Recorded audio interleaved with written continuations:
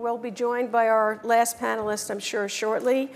I'm Ann Kirschner, and we've got a terrific, distinguished group of experts today to discuss the current state of STEM education and workforce development in the United States. But it really is a remarkable moment now, because the CHIPS and Science Act, which is what we're going to talk about, is America's biggest foray in industrial policy since World War II.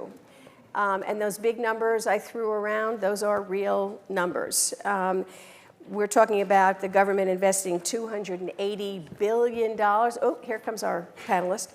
$280 billion with the goal of transforming U.S. semiconductor leadership. And importantly for our discussion today, of that $280 billion, $175 billion is specifically aimed at research and at creating a bigger and more inclusive STEM workforce. So no surprise to everybody in this room, but the real challenge with that is going to be the workforce. And that is who is going to build the buildings, who's going to design and manufacture and innovate in chip design. So that's the biggest question we're going to be addressing today. Are we ready?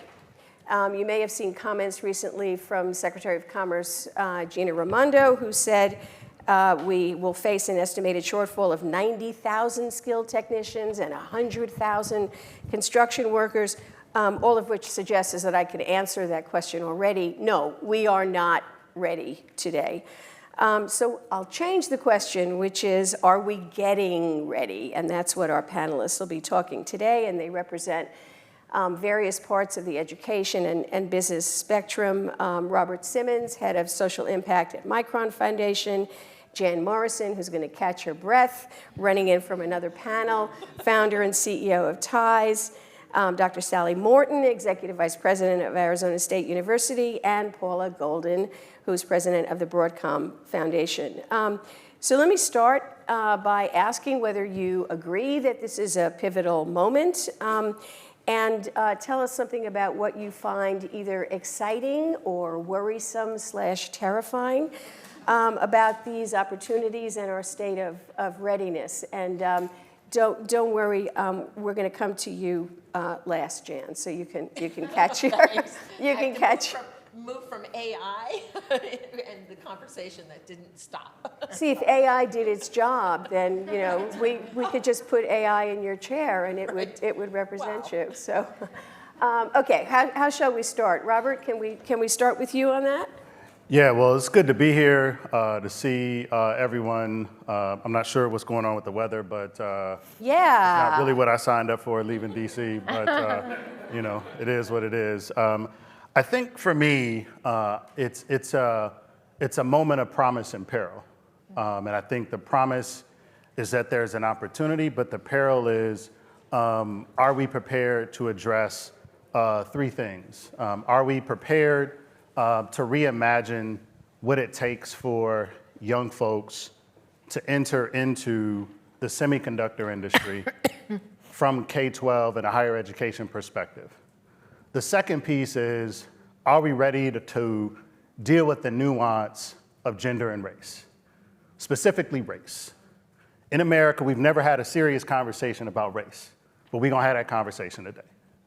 The third piece is, are we willing to understand what does it mean to enter into the semiconductor workforce, knowing that there's all sorts of nuance to what is meant by the semiconductor industry. There are things that Micron doesn't do. There are things that Intel does. There are points where there are intersections. And so when I hear people talk about the workforce of the future, what does it mean? Are we talking about memory? Are we talking about Xbox? And then I guess undergirding all of that is that how do we talk about this with young people? Right? Because you can't go and buy semiconductors at Best Buy. Like, it just doesn't work that way. And what I find fascinating is those who are in engineering and in tech, they talk about it in very technical terms. 12-year-olds don't care about the difference between DRAM and NAND. But what they do say is, oh, you mean this memory powers my Xbox? Let me take apart an Xbox, right? So when we think about the work, how willing are we to reimagine how we engage young people in these conversations, but also centering the ways in which we teach young folks in the STEM context in general is going to be critically important. There's a lot in there. Let me just give each of you a chance to talk about promise or peril, and turn to you next, Paula. He stole my line. I was going to say it's the best of times, it's the worst of times. He didn't say that, Paula. No, he said promise and peril. He was much more erudite, really, and original. The best of times are two things. One is the CHIPS Act, best and worst, and also the Infrastructure Act, which promises to bring broadband into communities that have never had the capacity to really take advantage of online learning. So if you look at that total package, it is the best of times that we have the potential to create a society that can compete worldwide. It's the worst of times if we fail. And when people say to me, what do you think of the CHIPS Act? I say it's a great start. It's not enough money. More importantly, and this goes, I think, to your point, Dr. The importance of understanding that it is not just going to benefit the microchip world. This revolution, if we do it well, offers jobs to people at every level, all the way down to kids in high school. Something like 60% of the jobs that we're talking about don't require more than high school, which means that we need to take our thinking and not only bring it down to the various levels of our economic infrastructure and how this is going to impact that, but think about education as a tool to reach every kid who's going to be everything from an uber super engineer to someone who is actually going to worry about auto mechanics in a new way. So it's very important to understand this CHIPS Act. We talk about it in lofty terms. We talk about, the Microns and the Intels, but believe you me, it is for everyone. And if we do it right, it'll be amazing. But as my CEO once said when I asked him, what do you think about where we are education-wise? He said, I think the canary died in the mine. And that's scary. But when he said it, my heart stopped. But I will tell you this. The CHIPS Act is a tool to dig our way out. We have to have the will to do it. If we don't, that canary's going to stay down there. We're going to bury it. So that's how that best and worst. Can you follow the dead canary? Well, it's hard to add much. I would say we focus on chips, but this is the CHIPS Plus Science Act. I think we have to remember the science part and the basic research that needs to take place now and be supported. The single largest increase, larger than the Manhattan Project in terms of real dollars. An incredible opportunity, both our previous speakers have said it. I worry about the urgency. It took a long time for this act to get passed. $52 billion has been appropriated. The rest has only been authorized. We need to get those monies appropriated. And it is just a start. As Ann said, it sounds like a lot of money. It is a lot of money.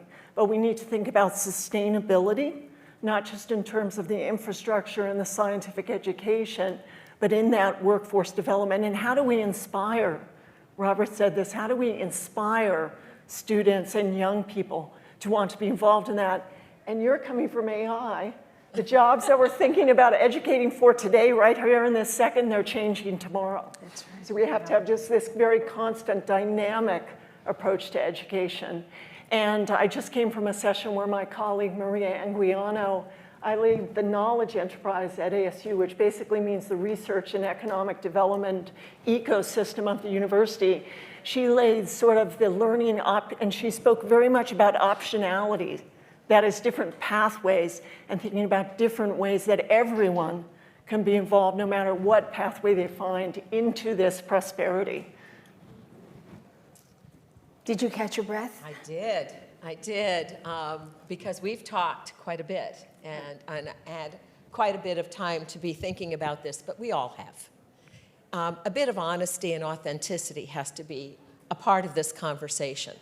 Why do we think that the existing public school system in our country is capable of doing what we're talking about right now? The reality is that the racism and the bias that you're talking about, Robert, which is not just prevalent, it's pervasive, appears engineered. And that's not skepticism. That's reality. I was at a AAAS White House meeting not very long ago, and some of you, I think, actually were there. And we were speaking about the new STEM Opportunity Alliance, the opportunity for our country's scientific and engineering community to get behind the CHIPS Act, Chips and Science Act, and what are we going to do about equity?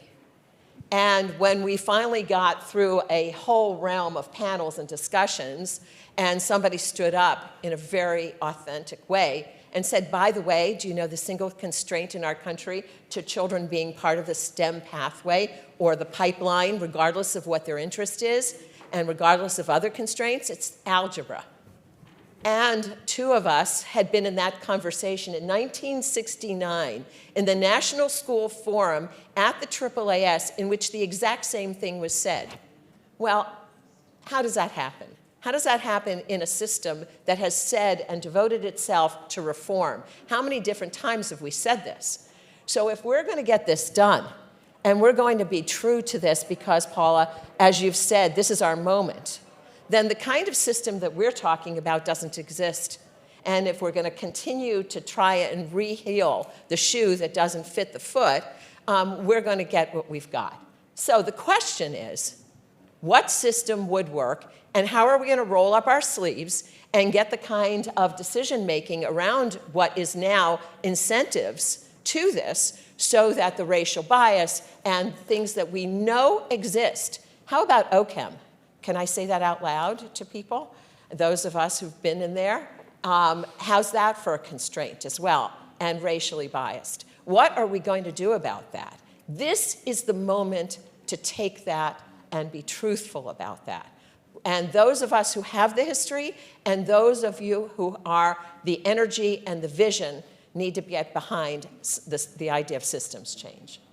So I'm hearing a couple of themes. One is that this is an incredible moment, that the opportunity is huge, that while we haven't been exactly here before, there are troubling elements in how we got here that suggest that, that the path ahead is going to be anything but smooth, which is you know, the importance of viewing this in nuance, I think, is, as you're saying, Robert, even about what the semiconductor industry needs is really important.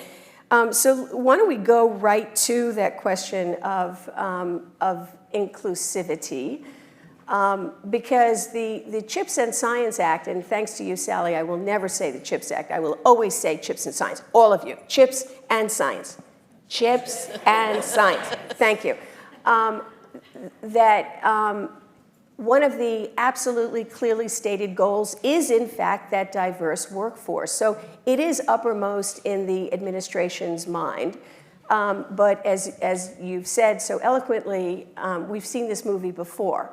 So what's going to be different this time? What do we think it's going to take to build that strong pipeline to create those kinds of pathways that will make it different this time? Paula? I'm just going to throw something out there, and this goes to what Jan is saying, and this is radical talk. But the fact of the matter is, this is a national security issue. I traveled through China for 10 years and saw them build universities for 100,000 kids in a year. That's scary stuff when they do that and they're building the kind of workforce they have. If this is a national security act situation, that our national economy and the future ultimately of our society depends on what we do, then it's very important to think about what is the infrastructure that we're doing it with. The 10th Amendment deprives us of the ability to have a federal education system. And I think most of us would agree we don't necessarily want one, But we also don't need such a fractured educational system that allows one state to do one thing, one to do another. Quite frankly, the Infrastructure Act of 1956, which created the highways, destroyed communities because individual states got to call the shots where those highways went. And they went through serve the rich, hurt the poor. We don't want that to happen with the Infrastructure Act that created broadband, nor do we want it to happen with the CHIPS Act. Therefore, we need to be putting pressure on a couple of key places. On the cabinets to come up with a strategy where commerce and workforce, labor and commerce, really combine to make this a high priority where we shore up education, and Jan's really the expert on this, shore up education in a way where we get a uniform approach to equity and access. Failing to do that, we aren't going to get to where we need to go. If the 50-state play, we are in deep, deep trouble. And I add to that your point about sustainability. If we don't have a commitment, and one of the concerns I have about the CHIPS Act, it was only passed by one party. And I'm not casting aspersions on only to say that it's not a mandate of our national society, collective society, to do this.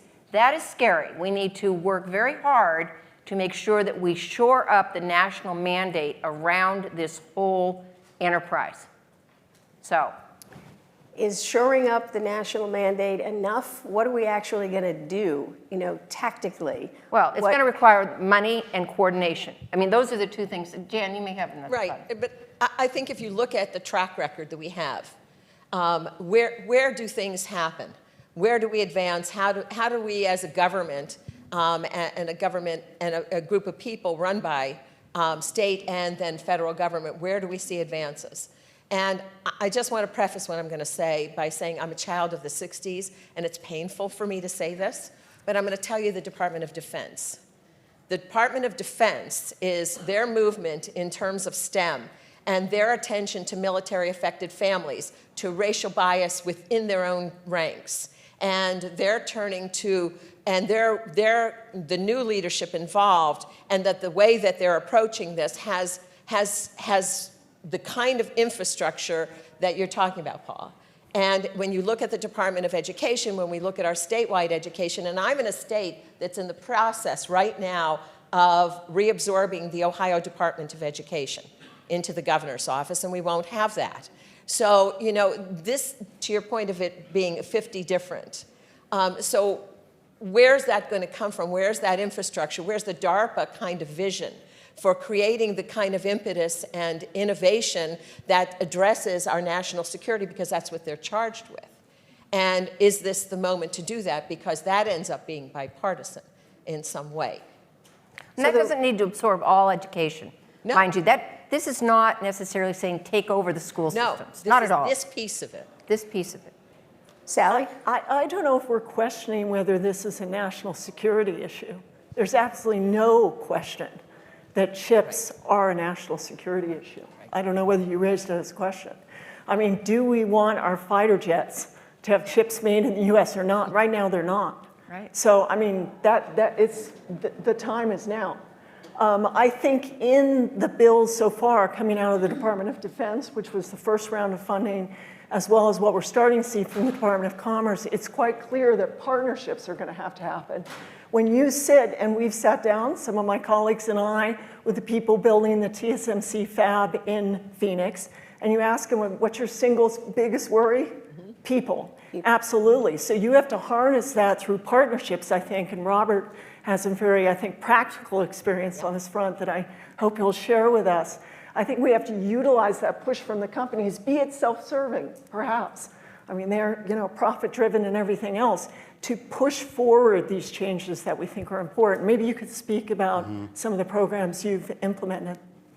Yeah, I mean, I think I want to go back to your question about inclusion and equity, right? And I want to be very specific about the race, gender dimensions of this, right? And I say that because DEI isn't a conversation about anti-racism and equity, right? And so I think we need to be clear that a part of this conversation requires people to relinquish power if we're serious about providing all people access to the semiconductor space. And I'll give you an example, right?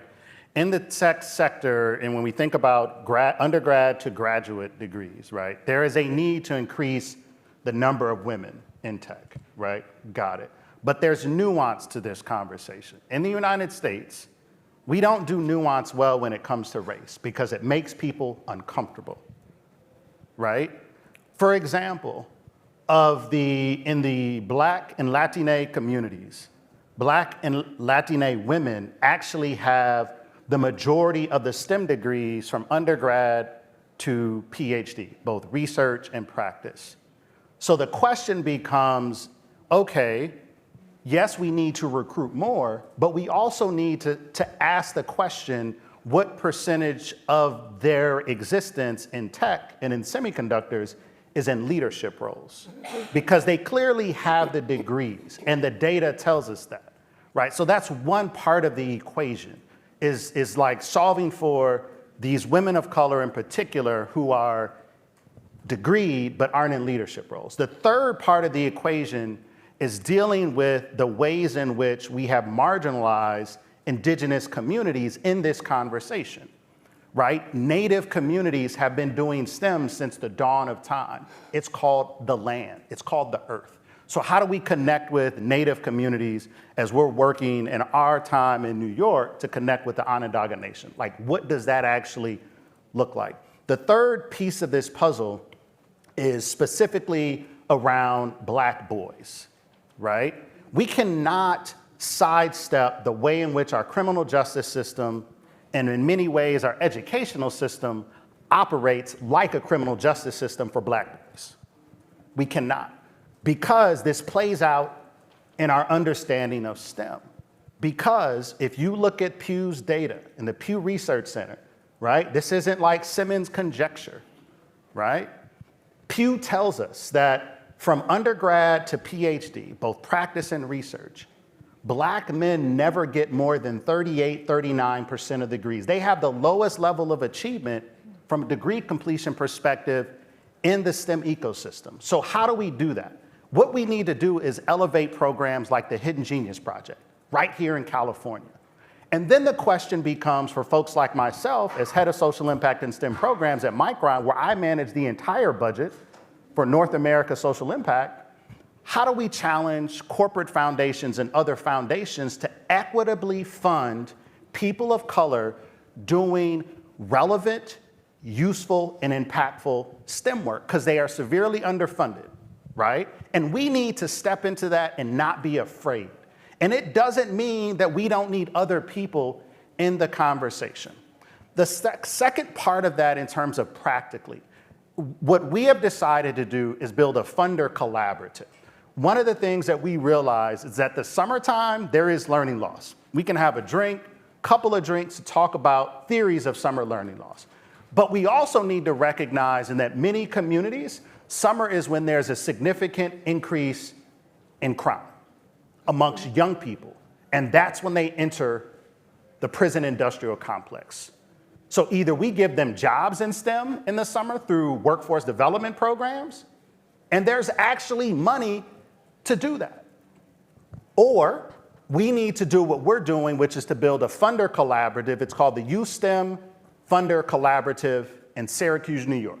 This is important because this Youth STEM Funder Collaborative is designed to tackle one of the toughest challenges that's facing the Syracuse community. Syracuse, New York has the highest rate of poverty for a city over 100,000 people in the United States of America. People don't realize that. And part of the reason why that frustrates me and angers me is that there's a university on the hill where people pay $70,000 to go to school, and you can't solve poverty in a city like that, less than 200,000 people. That's absurd. This is not to cast aspersions on Syracuse University. It is to say this Youth STEM Funder Collaborative connects Micron, other funders, Wegmans, and Syracuse University to solve the problem together. This is not something that has to happen simply because it's a national security issue. This is a moral crisis. Are we willing to step into the light and tackle this as a moral crisis? Dr. King said to us that the moral arc of the universe bends towards justice. Biggie said, it was all a dream. I used to read Word Up magazine. The question becomes, are we willing to nurture the dreams of young folks that are underrepresented in this field so that the moral arc of the universe can bend towards justice? Well, and that gets to the fact that corporations, bravo. That gets to the point that corporations don't have souls. So what do you do? How do you, you have one, and your company may is lucky to have you. But what do you do about business engagement? And my view on that is a tax issue. It is an incentive issue. Another piece of what we need to do is to take a hard look at what we incentivize corporations to benefit from in order to achieve the moral and social goals that we want in any given community. And this goes to why one of the reasons we've been very involved with the STEM learning ecosystem that Jan had founded and developed, spearheaded with 100+ ecosystems, because creating connections between businesses and communities, obviously the academic community for sure, but the business and communities, you've got to get the need of the business community motivated to do what is right by all of the kids of color and the tribal kids. But even to that point, right, there's nuance to all of this when we think about the conversation about research. There's a significant amount of money in the CHIPS legislation and all of that for research. But my challenge as someone who is a recovering academic, was the second African-American man to be tenured at Loyola University, Maryland, and has a visiting professorship currently at American University. The question is, are universities going to do the type of research that's going to benefit those kids that don't have access? What I mean is that, are we going to do research on STEM identity development that utilizes qualitative methods to tell the story? In tech and in science, we oftentimes get addicted to quantitative numbers because that's how we measure outputs in the semiconductor industry. This is not to suggest we don't need quantitative research, but if we want to solve some of the challenges, it's about the STEM identity development of young folks so that they feel that they actually belong in tech, that they belong at a company like Micron, they belong at Intel, and that they belong in society. Because many of these young people don't even feel like they have a place in society. And for black boys, flip on your television and a young brother just got shot because he was looking for his brother. Right, but they don't have a place in their own communities. And who is the antecedent to the word we? I really want us to think about that. Because we outsource these pronouns all the time. The we is the community, it's us, and that's why, and it is all of us. It is who is trusted? Go into the community. I live in Cleveland, Ohio, 100% Title I. The most impoverished city in America at the moment. I got that. And 15 years. So you go and you sit down and ask and listen to the stories and the way the stories are told. And the trust and respect are an issue. So in our community, in Baltimore, in Syracuse, where's the trust? The trust is in the faith-based community. Okay, let's start where there's trust. And the we, who's the we? The we is not just corporate America. There's distrust in every community, including white, for corporate America. They have to earn the trust. And they have to be part of it. And Paula, to your point about acting in the ecosystem, giving money, showing up, not just writing the checks. That's right. And what about the universities? Give me a break on the tuition. All right, and the financial aid and the various systems itself. Look at STEM admissions for black and brown kids. Admissions. The kids are in the pre-college STEM programs in these universities, and they're happy to have those kids. They report it out to NSF, and that's how they get grants. And those kids fly. Do those kids, are they admitted to those schools? Do you know what the statistic is on that? It's under 10% in our country. Hideous. Absolutely hideous, and yet it's a known quantity. So the reality is, if we're going to make a difference, we have to act as a community. And we have to understand stories from the voice of who is telling the story, and they have to tell the story. We have something in Cleveland called I Am STEM, because we were telling stories for kids, and finally said, what are we doing this? You know, the kids can tell their own stories. They need to understand how to do that, and they need to be able to count on themselves. So it's all these inflection points at once. If we look at this as linear, I think we're dead on arrival, and I hate to say that, because I don't look at the world as the glass is half empty. I'm the one who's always pushing it.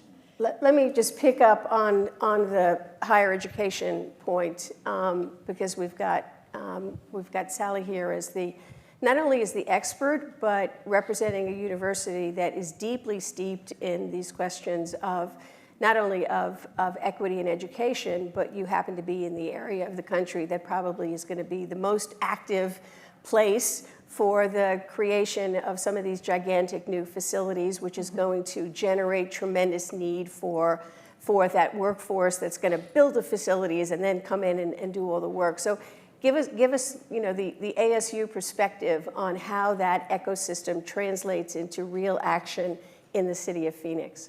Sure. Well, we hope we're at the epicenter. I certainly think we are with the advent of several new fabrication facilities.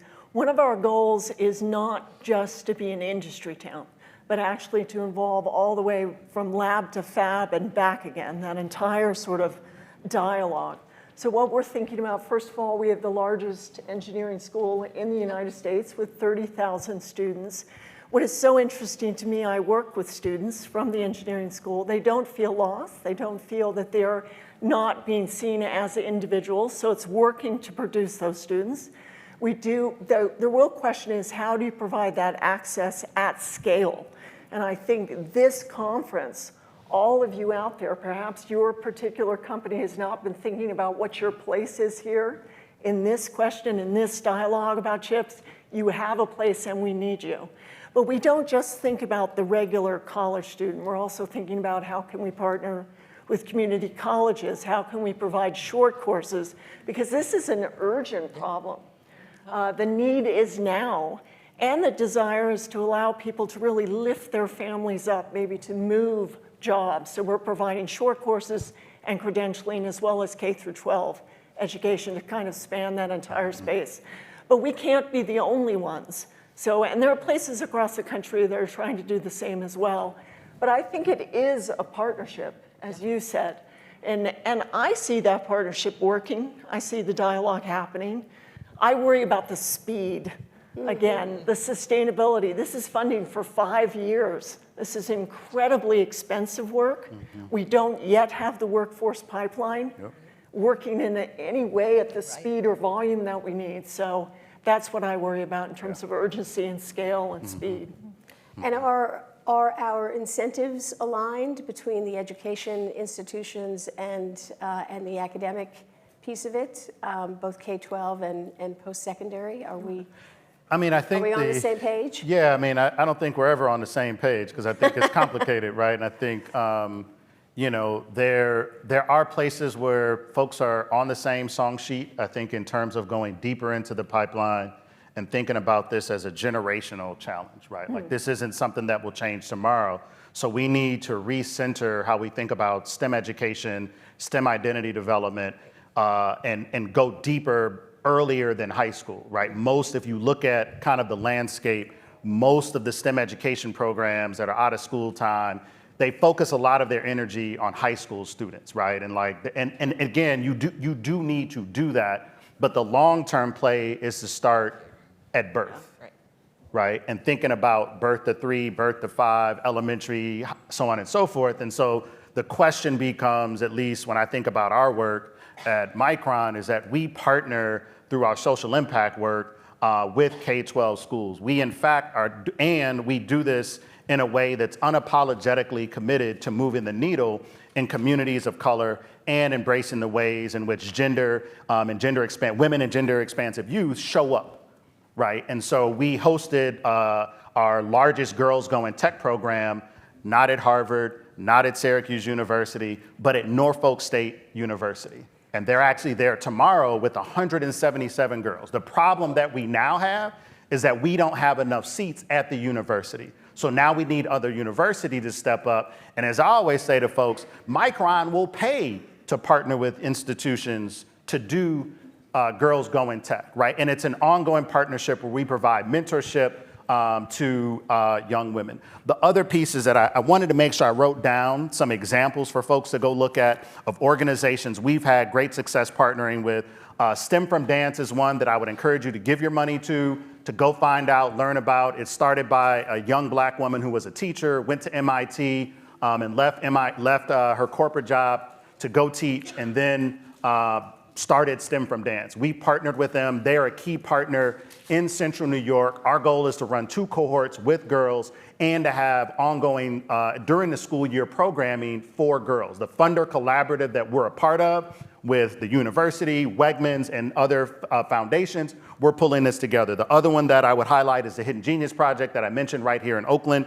The STEAM Truck is one of the leading mobile STEM and STEAM programs in the country, run by Dr. Marsha Francis out of Atlanta. We need to scale that type of work. And then the last one is really thinking about the work that Nicole is doing at TechBridge Girls, right? And really thinking about organizations deeply committed to partnering with foundations, corporations, universities, and the community. And it's important that we have this space and hold the space to do this. And that's where there is alignment as we think about it. Micron committed $10 million to K-12 funding in partnership with NSF. So we're serious about really digging into this. And the last thing I think I'll say is that I want to shout out Sharif El-Mekki, because we're partnering with, and I want to thank our president of our foundation, our chief people officer. She acknowledged that we can't change the racial dynamics in the semiconductor industry without also addressing the dynamics of the racial diversity needed in teaching. And so we've committed in partnering with NSF to scale programs that increase the racial diversity of those in the teaching force. And Sharif El-Mekki, head of the Center for Black Educator Development, and Edgar Palacios at the Latinx Education Collaborative, as well as the work that we're partnering on with the National Math and Science Initiative, are keys. I invite all corporations, all foundations to come and partner with Micron in a way that's authentic. I've sat in homes with people. I'm going to the juvenile detention facility and prisons in Syracuse. No young person is worth throwing away. Locked up, locked out, don't matter. So the question becomes, who's going to those prison industrial complexes with me? Who's going to show up to MLK Elementary School in Syracuse? Who's going to charter schools? Who's going to go to public schools? Who's going to private schools? Because we all have a role to play, and I believe that the CHIPS and Science legislation and all the appropriations and partners like up here, I think we're ready, and I think we can do this as a society, but we have to make sure that we're tackling this with our eyes wide open on understanding the promise and the peril. I'm sure I'm not the only person in this room who would follow you right outside the door and work with you. We've only got a minute or so left, which is really hard to believe. Sometimes panels go like that. Let me ask you to tell me one thing. If we're here, 3 or 4 years from now and we were immensely successful, tell me one thing that you will look to and say, we really did it. We leveraged that CHIPS and Science Act. We took advantage of that pivotal moment. We followed Robert outside the room. What did we accomplish? Let me start with you, Jan. We all joined the STEM ecosystem and behaved like a community. And that we found where there are, we designed where there aren't. We learned that our behavior is better together than in silos. We learned to understand data and how to activate it as a community, and that we celebrate together because our children, we didn't do it for our kids, we did it with our kids. Well, okay. Let me turn to you, Sally. Well, I'm going to be very practical. I'd like to see the latest generation 2 nanometer plus chips manufactured in the United States. All right. If we're able to do that, I think all the other pieces will have come forward to be successful. Fabulous. Paula. I'll just be bold and say 2024 is a very important election. We put education in front of the people, and we get everyone to get on board with a national mandate and make sure that we have the continued funding for sustainability, because it's going to take more than 3 years. Malcolm X was a young man. Fannie Lou Hamer was a young woman, right? Young people Justin will lead Jones, us young man. into the light. So the question becomes, who in this room is going to go to ASU+GSV and say, like, so where are the young people at that we're talking about here? Like, is there, I mean, I haven't seen anybody, but maybe they're here and they're just hiding out because it's cold outside. But there should be rooms and thousands of young people here to tell us what they need, to tell us their experiences. Fabulous. Join me in thanking the panel, and let the youth be heard. Thank you.